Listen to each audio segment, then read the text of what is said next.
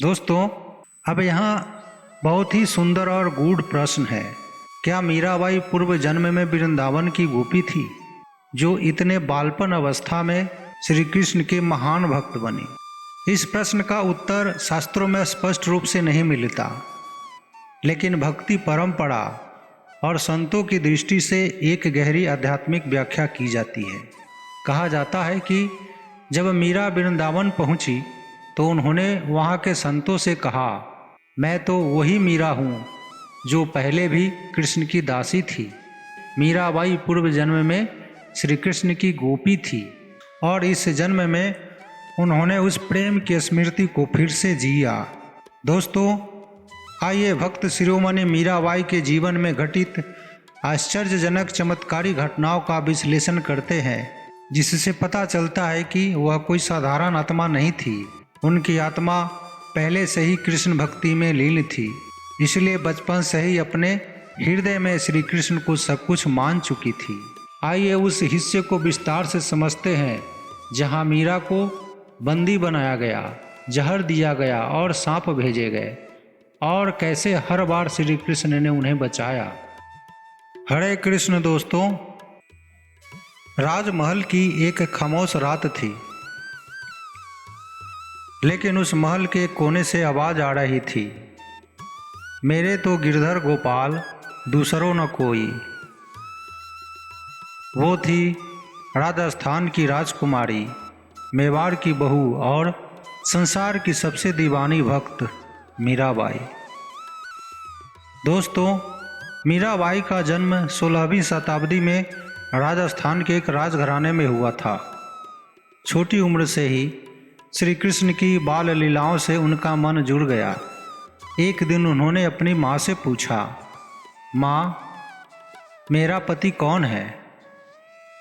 माँ ने सहजता से कहा, श्री कृष्ण ही तुम्हारे पति हैं बेटी।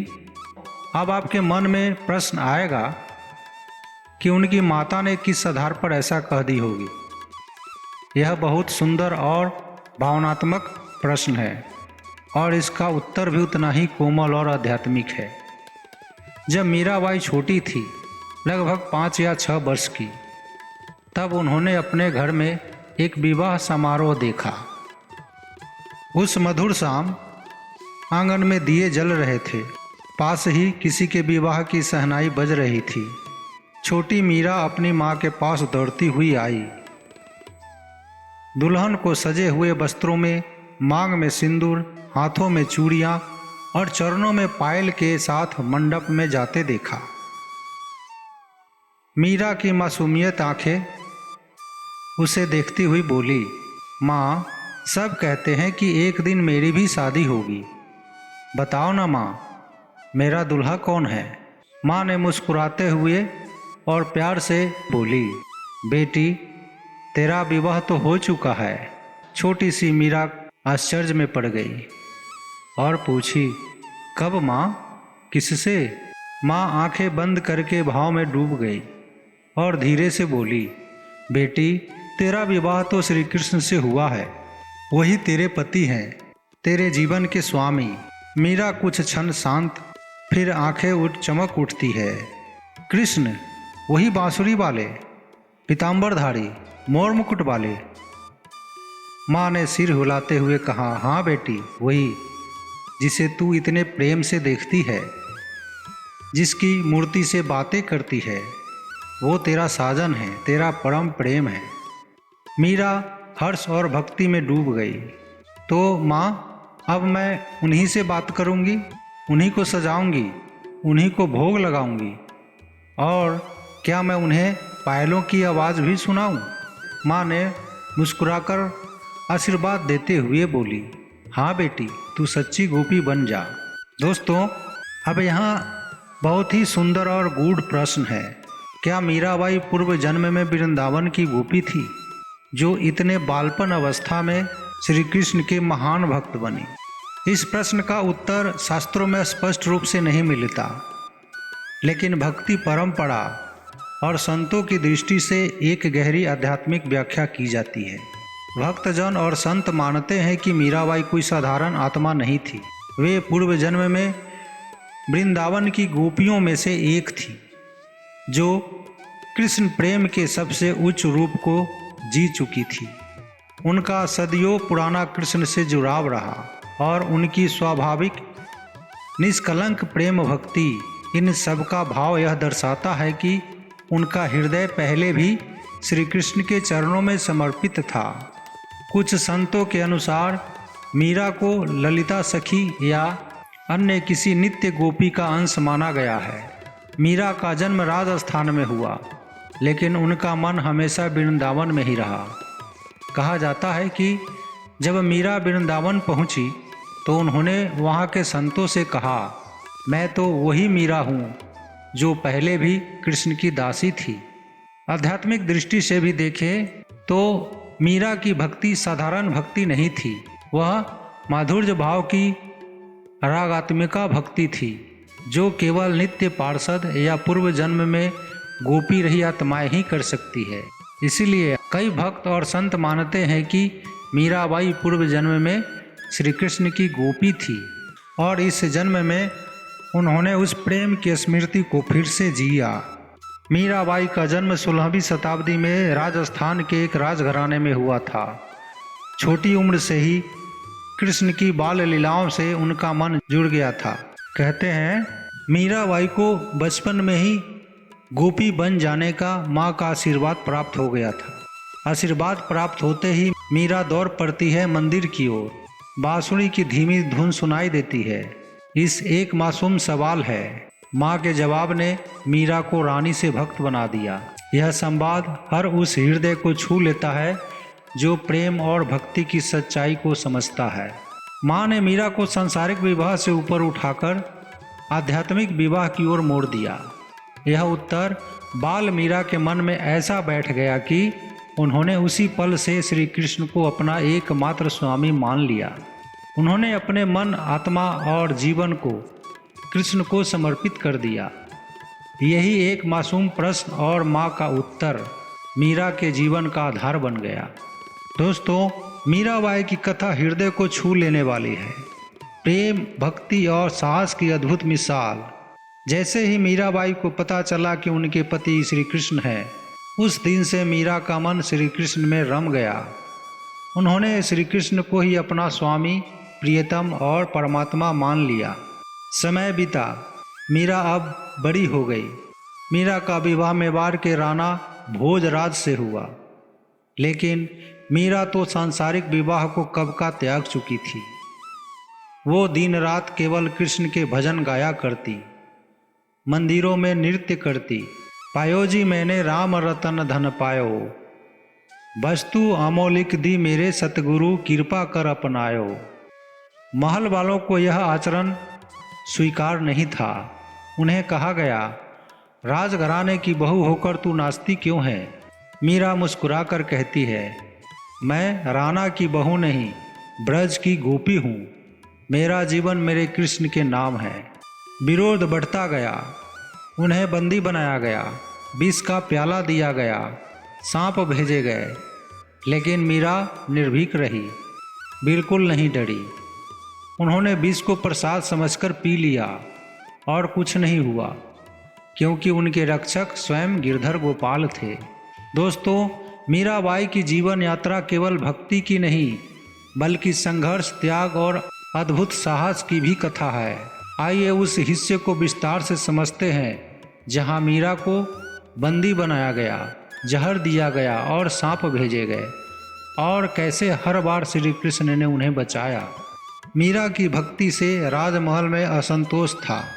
मीराबाई जब मेवाड़ के राणा भोजराज से विवाह करके महल में आई, तो उन्होंने महलों की परंपराओं के स्थान पर कृष्ण भक्ति को अपना जीवन बना लिया। वे महल की परंपराओं को तोड़कर साधु संतों से मिलती, मंदिरों में जाकर कृष्ण के गीत गाती और नृत्य करती। इससे राजमहल में उन्हें एक राजघराने की प्रतिष्ठा के विरुद्ध मानकर कई लोग नाराज हो गए, विशेषकर उनके सास और ससुर। भोजराज ने उन्हें समझाने की कोशिश की, लेकिन मीरा की भक्ति अडिग रही।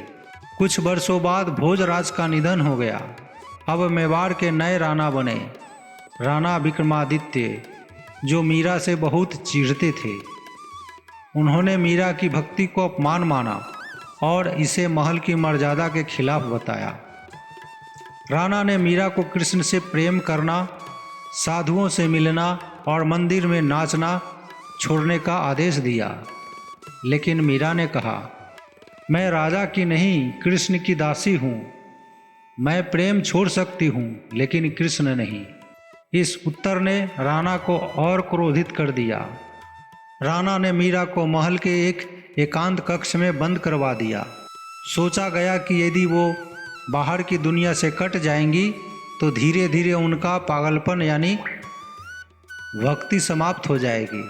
लेकिन मीरा ने वहाँ भी भजन गाना नहीं छोड़ी। ना मैं धन चाहूँ ना ही कोई रत्न, मुझे तो चाहे बस गिरधर की छवि। कुछ दिन बाद राणा को सूचना मिली कि मीरा बंदी गृह में भी आनंदित है, जैसे किसी उत्सव में हो। यह देखकर राणा और क्रोधित हो गए। अब राणा ने मीरा की हत्या का आदेश दिया। मीरा के पास एक दूत भेजा गया जिसके हाथ में एक विष का प्याला था, जहर मिला हुआ, दूध या शरबत जो भी हो। मीरा को कहा गया, यह तुम्हारे कृष्ण की प्रसादी है। मीरा ने प्याला लिया और हाथ जोड़कर बोली, अगर ये प्रसाद है तो यह मेरे गिरधर का प्रसाद है, और अगर इसमें विष है तो मेरे गिरधर जानेंगे क्या करना है।